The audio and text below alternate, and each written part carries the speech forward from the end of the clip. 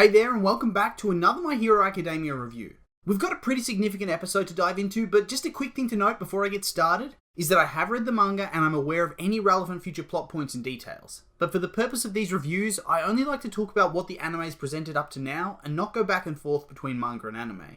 It just helps to keep the reviews streamlined and lets anime-only fans watch along and join in too. Previously, we saw the absolute dismantling of Takage's team by Bakugo and the rest of his team. Like, they got absolutely humiliated in under 5 minutes. And it was made even worse by the fact that Monoma had hyped them up as the unbeatable Class 1B team, with one of the few students that got in on recommendation, the equivalent of Momo and Todoroki. And then we finished off the episode with the very beginning of the final battle between Classes 1A and 1B, and more specifically the rematch between Deku and Shinso. Pretty exciting stuff, but with that being said, let's get into the episode. We start off with a look into the villain prison Tartarus, with All For One who's locked up in a straitjacket and security chair with round-the-clock surveillance. The guards discuss how he gives him the creeps, and they hope he's sentenced soon. But sentenced to what? He's already locked up in the most secure prison in Japan, and he's been there for a pretty long time, since the rescue of Bakugo and All Might's final battle. Would they execute him? Are they even allowed to do that? They then discuss how Gigantomachia and the League of Villains are directly aligned with All For One, and that there could be countless sympathizers out there that they don't know about. And then, All For One speaks directly to the guards, telling them how he's sorry that he's causing them such trouble. And of course, the guards freak out because of course he can hear them. That's great. And honestly, I'm pretty sure if he wanted to, he could probably bust out of the prison. Although he probably needs life support at this point. He then reflects on how the memories of his little brother receiving his quirk make him ache. So obviously we're getting set up to have some Vestige shenanigans this episode. We then follow this up with All Might receiving a phone call from Gran Torino during the exercise to talk about Vestiges. So yeah, if you didn't catch on through the many episodes with Midoriya and particularly All Might worrying about the volatility of his quirk, it's definitely being written into stone right now. It's definitive, there are going to be one-for-all shenanigans going on this episode. Gran Torino then recounts what he remembers of Shimura, telling him about One For All and the vestiges contained within it. We then get a little flashback of the memory, set just after Shimura had inherited One For All, with Shimura explaining a strange dream she had to a young Gran Torino where a shadowy figure spoke to her and told her the time has not yet come. So obviously that's referring to the first wielder who spoke to Deku. And I'm guessing that the time has not yet come refers to the fact that the quirk hadn't accumulated enough power to be considered complete at that point in time. We then return to All Might, who tells Gran Torino thank you, but that he has to return to the class to continue watching the upcoming battle, leaving All Might to reflect on those words. The time has not yet come, which means it will come someday. And obviously, based on this, we can assume that that day is today, right now, in Deku's match. Hooray! At this point in time, Deku and his team have just started running through the arena looking for the other combatants. Deku reflects how his uneasiness about One For All has not gone away, so once again foreshadowing that something big is just about to go down. And then states that he has to be careful to avoid Shinso's brainwashing, indicating that Shinso's going to have a big role to play with whatever's going to happen as well. Man, they're practically waving a big red flag at us right now. We then cut away to the Class B team where Monoma's explained to Shinso that ever since he was a kid, people were telling him he couldn't be a hero with his quirk. And that to compensate for his relatively weak quirk, he had to embrace both good and bad to succeed, much like Shinso. And despite Shinso's dislike of the explanation, he's right. Explaining that in order to have a chance against Deku at the sports festival, Shinso had to resort to underhanded tactics like insulting Ojiro to get Deku to say something. Monoma goes on to say that to be a true hero, you always have to act like one, but that this type of thinking becomes a burden on people with quirks like theirs, and that they can't succeed with that mindset.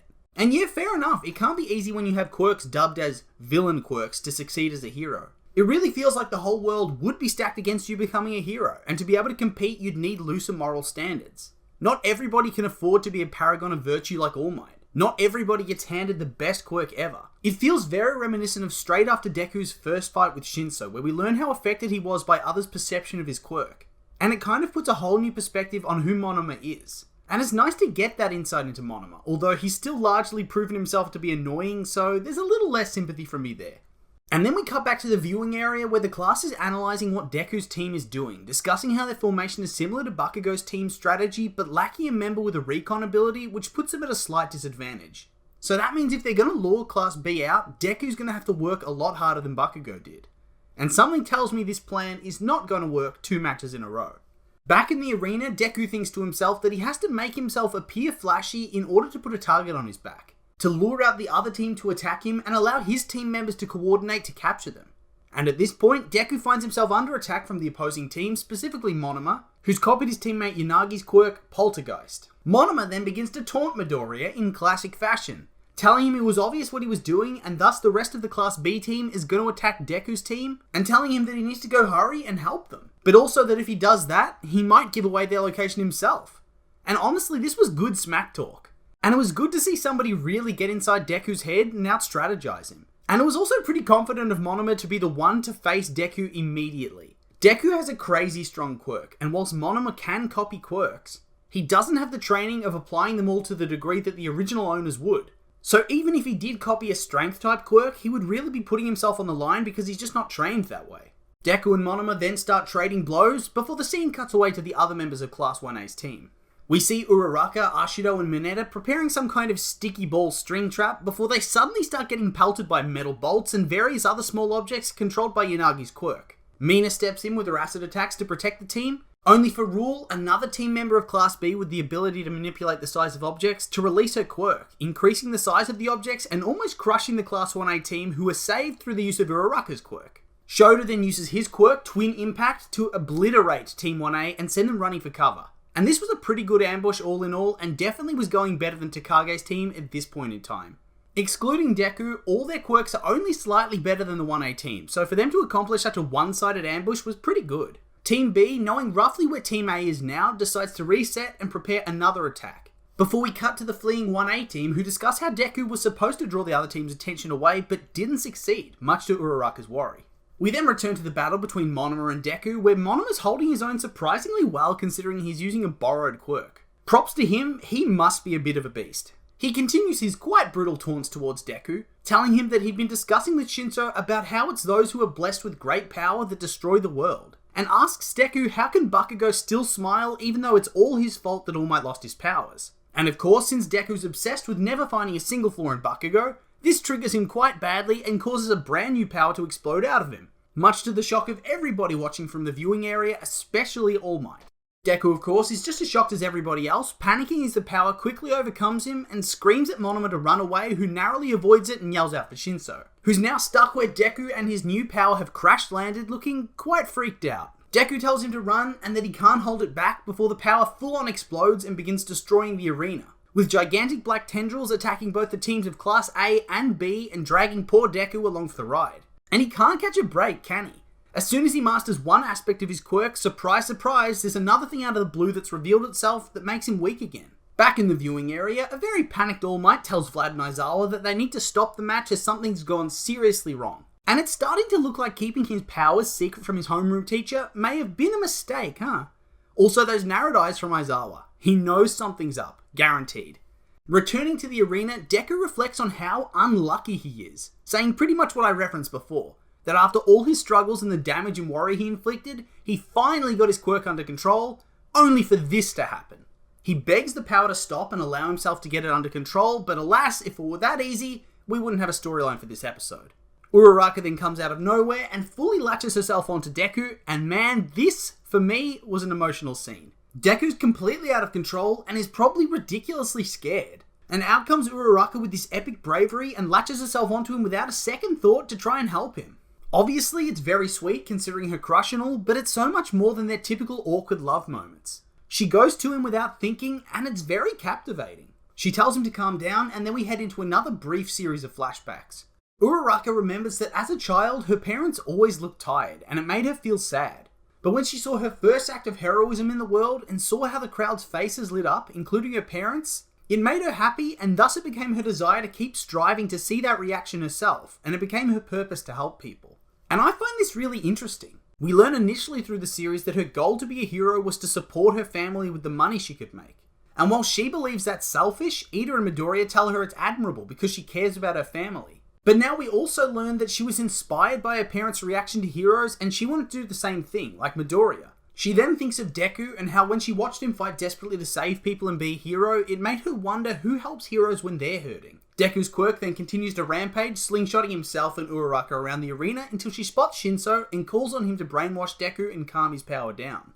Shinso then reflects on what he should say to Deku to brainwash him. He thinks about how it was Deku that defeated him at the sports festival and how he was excited to be able to face him again and show him how far he's come and prove that he can use his quirk to become a hero that helps people. He then calls on Deku to fight him once more, to which Deku's able to scream his assent, thus getting brainwashed and deactivating the rampaging quirk.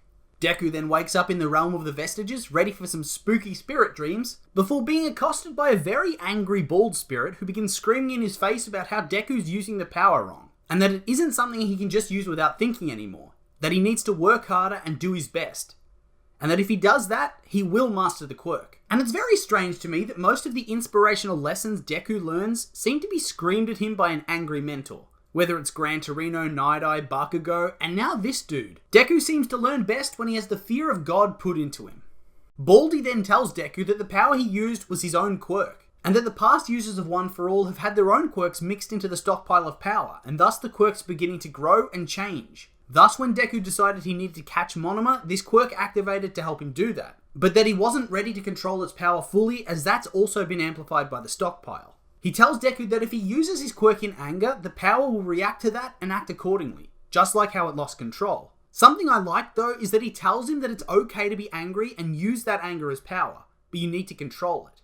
A lot of the time the mental figure's going to tell you that using anger as a power source leads to evil, but frankly I find that to be BS, and I like that they didn't take that route here. He then tells him he has 6 more quirks to unlock and that he'll need to control his heart in order to master them. He then tells him he's going to be the one that masters One For All as the vision ends. And 6 quirks! That's basically going to make this the Deku show even more than it already is. 1 or 2 extras I could understand, and I'd like that. But 6? 6 is ridiculous. Deku is going to be so OP that it won't even be funny.